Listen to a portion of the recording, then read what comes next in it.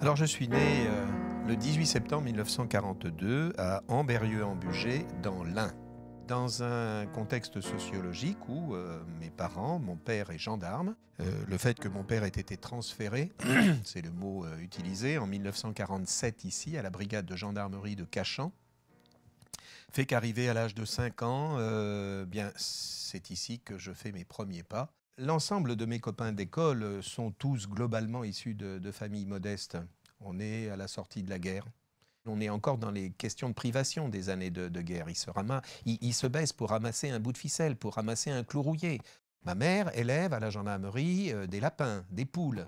Et toutes les fois où il y a les œufs, où on n'achète pas de la viande parce qu'on tue le lapin, tout ça va dans la cagnotte qui permet en fait d'organiser des vacances. Tout était économie. Ma mère voulait absolument être institutrice elle-même. Elle avait une vocation pour l'enseignement, elle aurait voulu que je le devienne, donc la valeur école était quelque chose d'essentiel. Il n'y avait pas de discussion comme on peut en avoir aujourd'hui entre des parents et des jeunes qui ont 11 ans, 12 ans, 13 ans, qui sont très émancipés. Moi, je faisais ce que l'on me disait, rien de plus, je n'avais pas d'exigence particulière. Fin de la guerre, c'est un moment de respiration, un moment de calme, un moment où on essaye de se reconstruire, profiter de la liberté retrouvée, où on a comme ambition d'avoir un logement, de se reconstruire. Donc on n'est pas dans une atmosphère de contestation permanente telle que l'on connaît aujourd'hui dans un certain nombre de situations. Issu d'une famille catholique, bien, je vais naturellement au patronage catholique de Cachan, qui est dirigé par un prêtre de l'époque, s'appelle l'abbé Jean Séverin. Le fait que ce soit une association dépendant ou à l'intérieur du patronage, donc organisée autour du prêtre, autour de ces valeurs-là, a été un élément absolument déterminant. Mais on était les curés, quoi, hein, et les autres étaient les rouges, c'était les cocos, c'était l'équipe municipale qui n'avait rien de municipal. Donc ces querelles de l'époque qui étaient intéressantes aussi, hein, voilà. Les prêtres qui étaient les directeurs de patronage, des centaines en France à cette époque-là, la conférence des évêques de France a estimé qu'il fallait les envoyer sur d'autres terrains d'évangélisation. Moi j'ai 14-15 ans, le prêtre n'est plus là, mais il y a un certain Henri Blavat qui est le président de l'association, qui habite juste derrière la gendarmerie. Découvre quelques qualités autres qui pourraient être l'arbitrage, qui pourraient être déjà l'amorce d'un futur dirigeant. Donc à partir de cet âge-là, je fais bien la différence entre mes copains qui sont pas forcément meilleurs que moi et qui sont de l'autre côté, à Cachan Sport, mais à qui on interdit de jouer parce qu'ils sont pas bons. Et moi, à qui on me permet de jouer bien que je ne sois pas bon. On sort du résultat sec du match de football pour commencer à sentir qu'il y a d'autres choses, d'autres valeurs. Il n'y avait pas d'idée de ne pas me permettre de m'émanciper, mais toujours une idée de surprotection, quoi, en fait, hein, voilà.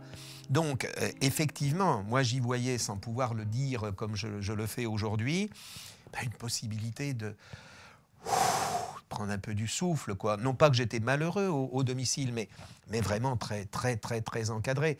Donc oui, ça a été effectivement un facteur d'épanouissement, de réalisation. J'aspirais à cela, sans le dire comme je vous le dis aujourd'hui, mais il a fallu, un peu au forceps, quoi, hein, l'arracher compte tenu du contexte.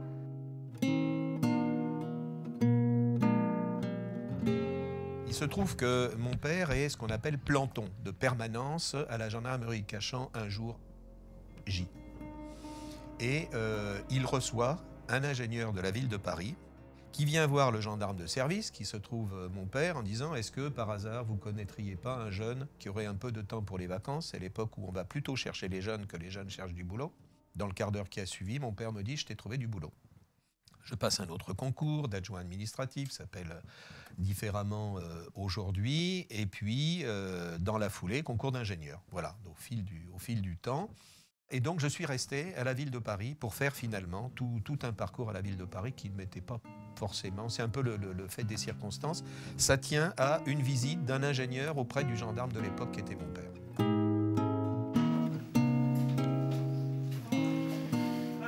Alors à la gendarmerie, j'y rencontre mon épouse d'aujourd'hui, qui elle aussi est fille de gendarme, qui est à l'étage d'en dessous. Donc à un moment donné, on arrive à se croiser dans les escaliers. Il y a 5 familles, 5 gendarmes à la gendarmerie de Cachan, avec aussi le chef de la gendarmerie qui a aussi 2 filles. Et donc on se croise, on se rencontre. Moi je joue un peu d'accordéon. Alors au-dessus, donc les filles regardent. Enfin bref, il y a des contacts qui s'établissent. C'est marrant. Et puis ça se termine par un mariage pour ce qui me concerne. 18 décembre 1965, nous sommes mariés le 10 juillet 1965. Le 18 décembre, 6 mois après, le président dont j'ai déjà parlé décède après une courte maladie à l'âge de 51 ans. Et du jour au lendemain, c'est le premier mort que je vois sur son lit de mort. Je n'ai jamais vu un mort. Et je suis tellement marqué par tout ce qu'il m'a appris, tout ce qu'il m'a permis de vivre, de sens des valeurs et autres, que immédiatement je dis c'est pas possible. Je ne peux pas laisser le club dans cet état-là. On est tous complètement désemparés. J'en ai la chair de poule quand je parle de ça. Et donc immédiatement je dis on va essayer de faire vivre sa mémoire, de faire vivre ce qu'il nous a donné. Et donc j'initie en disant on fait quoi? Mais c'est moi qui prends la parole, c'est moi qui commence à dire comment on s'organise. Comment on s'organise? Qui veut prendre un peu de responsabilité là-dedans? On ne va pas laisser crever le club, non d'une pipe. Et donc je deviens naturellement secrétaire de cette bande de copains qui essayent de faire quelque chose. Et puis on se prend au jeu et je suis bien obligé, moi qui ne sais rien du tout de ce que c'est une municipalité, un conseil général, que je ne sais pas ce que c'est que la FSCF, de commencer à prendre sur la feuille blanche, voilà, comment on s'organise, qu'est-ce que c'est, comment on est licencié, pourquoi, les statuts, c'est quoi les statuts, pourquoi on fait ça? Donner du plaisir, déjà il y a ça dans nos têtes. Donner du plaisir à nous-mêmes, puis donner du plaisir aux autres. Je ne fais pas la différence à l'époque entre la Fédération française de football et la Fédération sportive et culturelle de France. Donc, on commence à me poser des questions dès lors qu'on engage une responsabilité. Je regarde un peu qui est responsable, comment ça s'organise. Je vois le nom d'un certain Robert Pringarbe. Je joue à la FSCF et je voudrais en savoir un petit peu plus sur l'environnement, c'est quoi. Et ce Robert Pringarbe, donc, était le grand Manitou de l'époque, me dit oui, c'est bien, je vous félicite, je vous encourage bien. Mais comment on peut se rencontrer? Est-ce qu'il y a des manifestations où je peux en savoir un petit peu plus? Écoutez, il y a un congrès tous les ans. Donc je vais à ces congrès régulièrement, inconnu de tout le monde, mais moi commençant à connaître les gens. Et je vais presque jusqu'au mot impressionné, en fait, par les valeurs que je sens. Et je trouve que c'est vachement chouette, ce truc-là, que finalement je m'intéresse à la Fédération sportive et culturelle de France, que ça donne aussi un sens à mon engagement, en souhaitant finalement aller plus loin. Quand le club de Cachan passe de 40 membres à 700, les instances fédérales, comme ce que l'on fait actuellement, font des observations. Bon, il y a un président qui s'appelle Wenzel, mais il n'est pas tout seul, quoi. Il y en a d'autres. On va tester un peu. Un coup de fil un jour qui me dit, on a un peu de place là à la commission régionale, ça serait bien que vous puissiez venir donner un petit coup de main, quoi, parce qu'on a besoin de dirigeants, vous êtes en train de percer là au niveau du club, venez voir un petit peu, venez être acteur avec nous. Donc je rentre à la commission régionale de football. Puis je prends ma place, et j'en deviens le secrétaire relativement rapidement. Et peu de temps après, le président rend les clés de la maison et il faut trouver un président de cette commission régionale. Je prends la responsabilité de la présidence de la commission régionale de football. Ah oui, mais on ne m'avait pas tout dit. C'est que quand on est président de la commission régionale, qui est la commission la plus importante de France au regard de la région, de la population francilienne, on est de fait, on ne discute pas, on devient membre de la commission nationale, qu'on appelle commission fédérale. Et Ah, pas le choix, hein, c'est bon. Donc je rentre à la commission fédérale de football, dont le président a été mon père fédéral, je ne dis pas spirituel, mais mon père fédéral, qui est un homme qui a marqué, il s'appelle Jean Feyer-Ezen, qui a marqué mon parcours fédéral. Bien. Allez. Nous habitons avec mon épouse un logement de service à côté de Corbeil-Essonnes. À Corbeil-Essonnes, il y a un palais de justice. Et mon épouse qui conduit la voiture met sa voiture en stationnement devant le palais de justice. Sur le haillon arrière de la voiture, il y a le macaron FSCF que repère le dénommé président de la fédération, qui ne nous connaît pas, il ne connaît pas la voiture, et qui met une carte de visite sur le pare-brise de la voiture en disant « Je ne sais pas qui vous êtes, mais en tous les cas, je suis le président de la fédération dont vous avez le macaron, donc vous faites partie de la famille. » Enfin, un truc comme ça. Je vous félicite, j'aurai du plaisir à vous rencontrer, enfin quelque chose comme ça. Du nom d'une pipe, moi je le connais, il ne me connaît pas, je ne me dégonfle pas, je l'appelle pour le remercier de l'attention qu'il a eue. Je me présente au téléphone, ne dégonfle pas. Et dans la foulée, je ne me dégonfle pas une fois de plus en lui disant « Maître, est-ce que je peux me permettre de vous poser la question suivante ? J'ai un excellent copain qui est d'ailleurs commence à être très impliqué dans la vie associative, qui vient de terminer ses études d'avocat, qui est à la recherche d'un stage. Est-ce que vous auriez une idée pour... » Il dit « Viens me voir demain matin. » Et il est le lendemain matin stagiaire du cabinet du président de la Fédération sportive et culturelle de France. Le président de la Fédération sportive et culturelle de l'époque décèle chez Jean-Yves Le Bouillonnec des qualités, des compétences qui pourraient faire de lui un bon, voire un très bon dirigeant de la FSCF. Il n'en faut pas davantage pour motiver le sieur Jean-Yves Le Bouillonnec, et il devient vice-président de la fédération. Il dit, pourquoi pas, un peu poussé par certains, à la fin du mandat de la période 1984-1988, je vais me présenter à la présidence de la fédération. Il me dit, attends, je vais être président de la fédération si la fédération le veut bien. Donc, secrétaire général. Donc tu te mets aux élections aussi au comité, tu laisses tomber le foot, et puis j'ai besoin de toi pour faire un duo secrétaire-président. Bon, ok, on y va. Et je me présente donc aux élections, lui aussi, en 1988.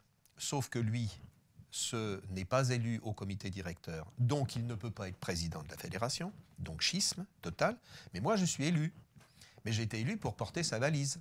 Seulement, il n'y a plus de président à l'époque. La fédération est assez conservatrice, elle l'était beaucoup à cette époque-là. On faisait par tradition, on ne change pas, on est dans les habitudes, on est encore au boulier, on fait la comptabilité, la colonne plus, la colonne moins.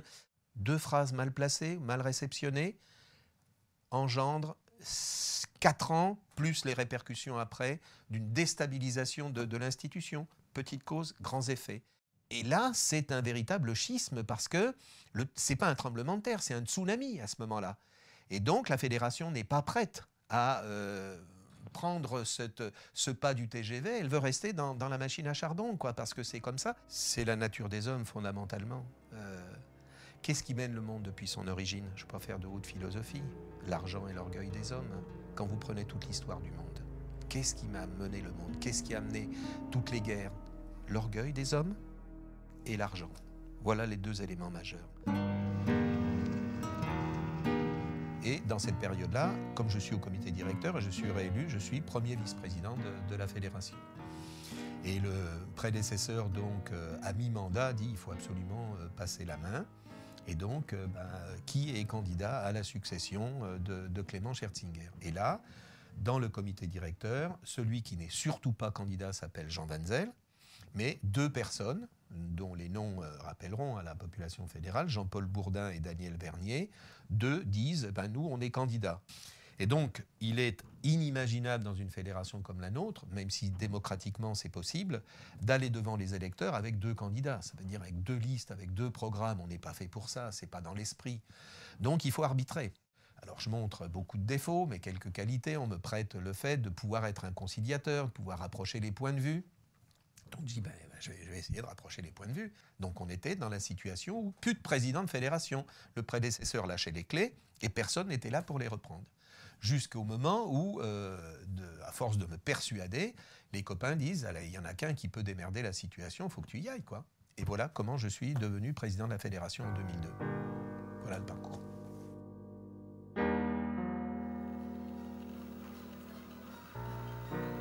siégeant au Comité national olympique et sportif français avec des présidents du type Fernand Saz, du type Bim au tennis ou autre, ils mettaient des avis qui intellectuellement, moi j'étais un tout petit garçon en culotte courte, je n'avais pas le niveau de parler de ces considérants intellectuels, sauf qu'ils étaient complètement à côté du réalisme et que bien souvent, ça ne correspondait pas du tout, mais pas du tout, à ce que vivait l'association de base, qu'ils entendaient servir à travers des contextes et des préceptes qui n'avaient rien à voir avec la vie. J'ai gardé quand même pendant tout ce parcours, et ça c'est très volontairement, l'attache aussi forte que possible auprès de mon association, dont j'ai gardé la présidence pendant très longtemps. Il y a 15 millions de bénévoles dans ce pays qui ont tous en commun la générosité, qui est la plus grande qualité qu'on peut reconnaître à un dirigeant. Moi, je n'ai pas été président de la fédération pour être président de la fédération. J'ai été acteur de la fédération comme 50 000 bénévoles dans la maison pour servir, mais pas pour me servir. De garder les valeurs, de garder l'attention portée à l'humain, tout en s'adaptant, aujourd'hui par nécessité, aux évolutions technologiques, de communication et autres.